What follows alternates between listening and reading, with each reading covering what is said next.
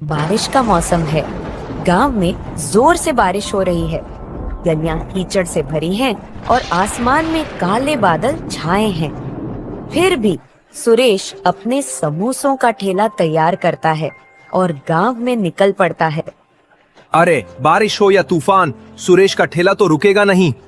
चल, आज भी गांव में समोसों की खुशबू फैलानी है। लोग भूखे तो नहीं रह सकते हैं ना। बारिश में भी गर्मा गर्म समोसे सबको पसंद आएंगे। बारिश रुक जाती है। कुछ लोग बाहर निकलते हैं और ठेले पर रुकते हैं। अरे सुरेश, ये समोसे तो गीले हो गए हैं। बारिश में तूने इन्हें ढककर क्यों नहीं रखा? स्वाद तो बिल्कुल फीका लग रहा है। अरे भाई, बारिश का मौसम है, थोड़ा तो गीला होगा, लेकिन स्वाद तो वही है, गर्मा गर्म। एक और ले लो, शायद पसंद आ जाए। नहीं नहीं सुरेश, ये बेकार है। बारिश में समोसे लेना ही गलती थी। अगली बार सूखे और कुरकुरे समोसे लाना, तब बात बनेगी। लगता है आज का दिन मुश्किल है, लेकिन हिम्मत नहीं हारनी। ठीक है भाई, कल और बेहतर समोसे लाऊंगा, जरूर आजमाना। सुरेश दिन भर मेहनत करता है, लेकिन किसी को उसके समोसे पसंद नहीं आते। बारिश की वजह से समोसे कम बिकते हैं। वह थककर और निराश होकर घर की ओर लौटता है। सुरेश गीला गीला घर लौटता है। उसका कपड़ा बारिश से भीगा हुआ है और चेहरा थकान और निराशा से भरा है। उसकी पत्नी राधा उसे देखकर चिंतित हो जाती है। अरे सुरेश, ये हालत क्या बना रखी है? फिर बारिश में भीगते हुए ठेला लगाने गए थे। चेहरा तो बता रहा है कि आज कुछ ठीक नहीं हुआ। समोसे बिके कि नहीं? हाँ राधा, क्या बताऊं, बारिश ने सारा खेल बिगाड़ दिया। लोग समोसे खरीद तो रहे थे, पर सब कह रहे थे कि गीले हो गए हैं, स्वाद बिगड़ गया। कुछ ही समोसे बिके।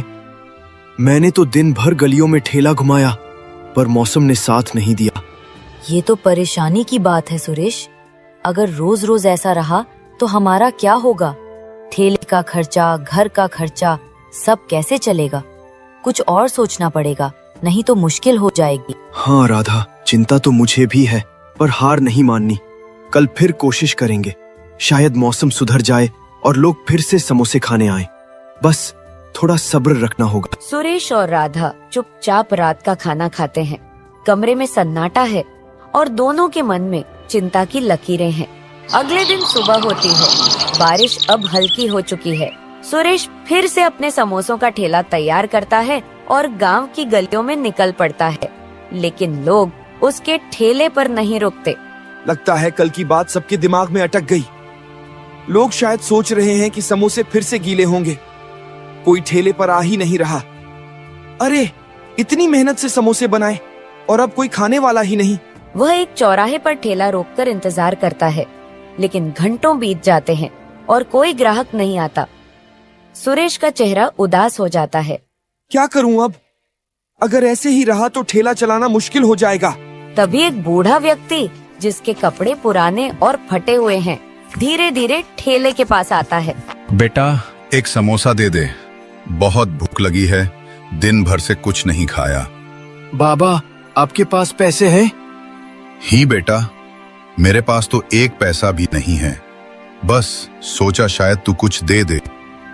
कोई बात नहीं बाबा, भूखे को खाना देना पुण्य का काम है। ये लो, गर्मा गर्म समोसा खाओ और ताकत लाओ। बेटा, तेरा दिल तो सोने जैसा है। ये समोसा बहुत स्वादिष्ट है।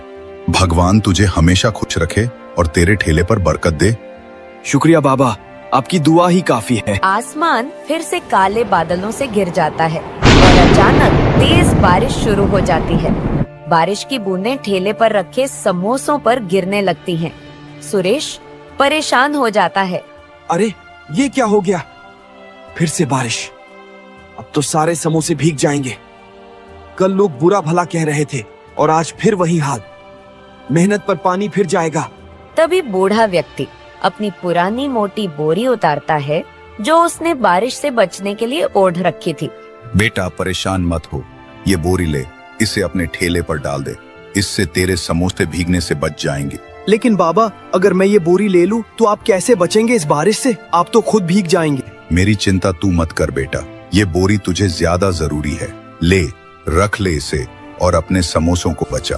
बाबा, आपका बहुत बहुत शुक्रिया, आपने मेरी बड़ी मुसीबत हल कर दी। बस अपना काम करते रह बेटा, अच्छे दिल वालों का हमेशा भला होता है। बूढ़ा व्यक्ति धीरे धीरे बारिश में चलना शुरू करता है, लेकिन अचानक वह बारिश के पर्दे में गायब हो जाता है। वह बोरी को और मजबूती से ठेले पर बांधता है। बारिश अब थम चुकी है। एक ग्राहक जो गांव का एक जाना माना व्यापारी है, ठेले के पास आता है।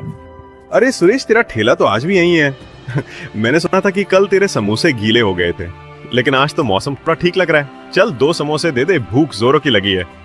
हाँ भाई, आज समोसे बिल्कुल ताजा है, ये लो गर्मा गर्म। लेकिन सच कहूं, कल की बात से मन थोड़ा डरा हुआ है। लोग शिकायत कर रहे थे। वाह सुरेश, ये क्या बात है? ये समोसे तो लाजवाब हैं। ऐसा स्वाद तो मैंने पहले कभी नहीं चखा। ना ज्यादा तेल, ना गीले, बस एकदम कुरकुरे और मसालेदार। तूने तो आज कमाल कर दिया। सच में भाई, तुझे इतना पसंद आया? शुक्रिया, शायद आज का दिन अच्छा है। चल एक और समोसा ले, ये मुझ पर। अरे इतनी उदारता। ठीक है, एक और दे दे। लेकिन सच बताना सुरेश, तूने आज समोसों में क्या डाला? ये तो जादू जैसा स्वाद है। बस वही पुराना मसाला भाई, शायद आज मेहनत का फल मिल रहा है। ग्राहक समोसे खाकर चला जाता है और रास्ते में मिलने वालों से सुरेश के समोसों की तारीफ करता है। धीरे धीरे और लोग ठेले की ओर आने लगते हैं। एक के बाद एक ग्राहक समोसे खरीदते हैं और हर कोई स्वाद की तारीफ करता है। सुरेश, ये तो बात हो गई। कल तेरे समोसे गीले थे, लेकिन आज तो तूने बाजी मार ली। ये स्वाद तो भूलने वाला नहीं। मेरे पूरे परिवार को ये समोसे खिलाऊंगा। कितने बचे हैं? 4 और दे दे। अरे इतनी तारीफ, धन्यवाद भाई लोग। बस थोड़े ही समोसे बचे हैं, जल्दी ले लो। देखते देखते ठेले पर भीड़ लग जाती है। लोग एक दूसरे को बुलाने लगते हैं और कुछ ही देर में सुरेश के सारे समोसे बिक जाते हैं। वह थक गया है, लेकिन चेहरे पर संतुष्टि की मुस्कान है। आज तो कमाल हो गया। न जाने उस बूढ़े बाबा की बोरी में क्या जादू है, लेकिन कुछ तो खास है। चल घर जाकर राधा को ये खुशखबरी सुनाता हूँ। वह ठेले को धक्का मारकर घर की ओर चल पड़ता है, मन में नई उम्मीद और उत्साह लिए। सुरेश दिन भर की कमाई के साथ खुशी खुशी घर लौटता है। अरे सुरेश, आज तो तुम्हारा चेहरा चमक रहा है, जैसे कोई खजाना मिल गया हो। क्या बात है? लगता है ठेले पर आज कुछ खास हुआ। जल्दी बताओ, समोसे बिके कि नहीं? कितने बिके? राधा, आज तो कमाल हो गया। सारे समोसे बिक गए, एक भी नहीं बचा। लोग ठेले पर ऐसे टूट पड़े जैसे गांव में मेला लग गया हो। हर कोई तारीफ कर रहा था, कह रहे थे कि इतने स्वादिष्ट समोसे पहले कभी नहीं खाए। सच में सुरेश, ये तो बहुत अच्छी खबर है। लेकिन कल तो लोग शिकायत कर रहे थे कि समोसे गीले हैं, स्वाद बिगड़ गया। आज अचानक ये बदलाव कैसे हुआ? कुछ तो खास बात है, बताओ ना। हाँ राधा, मुझे भी समझ में नहीं आ रहा। आज एक बूढ़े बाबा आए थे, बहुत भूखे लग रहे थे। मैंने उन्हें मुफ्त में समोसा दे दिया। फिर उन्होंने मुझे एक बोरी दी ताकि बारिश में समोसे गीले न हो। बस उस बोरी से समोसों को ढका और फिर लोग आने लगे। एक के बाद एक सब तारीफ करते गए। अरे सुरेश, तुमने बूढ़े बाबा को मुफ्त में समोसा दिया, ये तो तुम्हारी अच्छाई का फल है। देखा, अच्छा काम करने से हमेशा अच्छा ही होता है। वो बोरी तो बस एक बहाना था, तुम उसका ज्यादा जिक्र मत करो। अपनी मेहनत और दिलेरी पर ध्यान दो, वही तुम्हें आगे ले जाएगी। हाँ राधा, शायद तुम सही कह रही हो। बाबा की दुआ और मेरी मेहनत ने आज रंग दिखाया। चलो अब खाना खाते हैं। आज का दिन तो यादगार रहा। हाँ, और कल भी ऐसे ही मेहनत करना सुरेश। मुझे यकीन है तुम्हारा ठेला अब रोज ऐसे ही चमकेगा। सुरेश और राधा खुशी से खाना खाते हैं। घर में उदासी की जगह अब हंसी और उम्मीद का माहौल है। कुछ दिन बाद बारिश का मौसम फिर से लौट आता है। सुरेश अपने ठेले को तैयार करता है। वह बाजार से एक चमकीली छतरी खरीद लाता है और उसे ठेले पर मजबूती से लगाता है। वह ठेले को धक्का मारकर गांव की गलियों में निकल पड़ता है। उसका जोश देखकर कुछ लोग ठेले की ओर आकर्षित होते हैं, लेकिन समोसे खाने के बाद उनकी प्रतिक्रिया पहले जैसी नहीं होती। अरे सुरेश, ये क्या बात है? ये समोसे तो पहले जैसे स्वादिष्ट नहीं है। पहले तो तेरे समोसे खाते ही मन खुश हो जाता था, ऐसा जादुई स्वाद था। आज कुछ कमी सी लग रही है। तूने मसाला तो वही डाला ना? अरे भाई, मैंने तो वही पुराना मसाला डाला है जो हमेशा डालता हूँ। तेल भी ताजा, आटा भी वही। ये नई छतरी लगाई है ताकि समोसे गीले ना हो। फिर भी समझ नहीं आ रहा, तुम्हें स्वाद में क्या कमी लगी? पता नहीं सुरेश, लेकिन वो पुराना जादू आज नहीं है। शायद बारिश का असर है या कुछ और। अगली बार पहले जैसे समोसे लाना, तभी आएंगे। सुरेश, ये तो निराशा हो गई। मैं तो सुना था कि तेरे समोसे अब पूरे गांव में मशहूर हो गए हैं, लेकिन आज तो ये बस ठीक ठाक है। पहले तो एक समोसा खाने के बाद दूसरा मांगने का मन करता था, आज क्या हो गया? अरे भाई, मुझे भी समझ नहीं आ रहा। मैंने तो सारी मेहनत की, वही मसाले, वही तरीका। शायद बारिश की वजह से कुछ गड़बड़ हो गई। ये नई छतरी तो अच्छी है, फिर भी लोग शिकायत क्यों कर रहे हैं? तुम बताओ क्या कमी है? बस वो बात नहीं है सुरेश, अगली बार पहले जैसे समोसे लाना, फिर देखते हैं। दिन बीतता है और ठेले पर भीड़ नहीं लगती। सुरेश के ज्यादातर समोसे बिकते नहीं और वह परेशान हो जाता है। वह चौराहे पर ठेला रोककर सोच में डूब जाता है। ये क्या हो गया? छतरी तो बढ़िया है, समोसे गीले भी नहीं हुए, फिर लोग शिकायत क्यों कर रहे हैं? पिछले कई दिन सब कुछ ठीक चल रहा था, लोग तारीफ कर रहे थे। आज अचानक ये क्या हो गया? वो गहरी सोच में पड़ जाता है और उसे उस बूढ़े बाबा की बोरी याद आती है। पिछले कई दिन उस बोरी को लगाने से समोसे खूब बिक रहे थे और लोग तारीफ करते नहीं थक रहे थे। आज छतरी लगाई और सब बिगड़ गया। शायद उस बोरी में कुछ खास बात है। नहीं नहीं, ये तो बस एक बोरी है, लेकिन फिर भी कुछ तो गड़बड़ है। कल फिर से बोरी लगाऊंगा, देखता हूं क्या फर्क पड़ता है।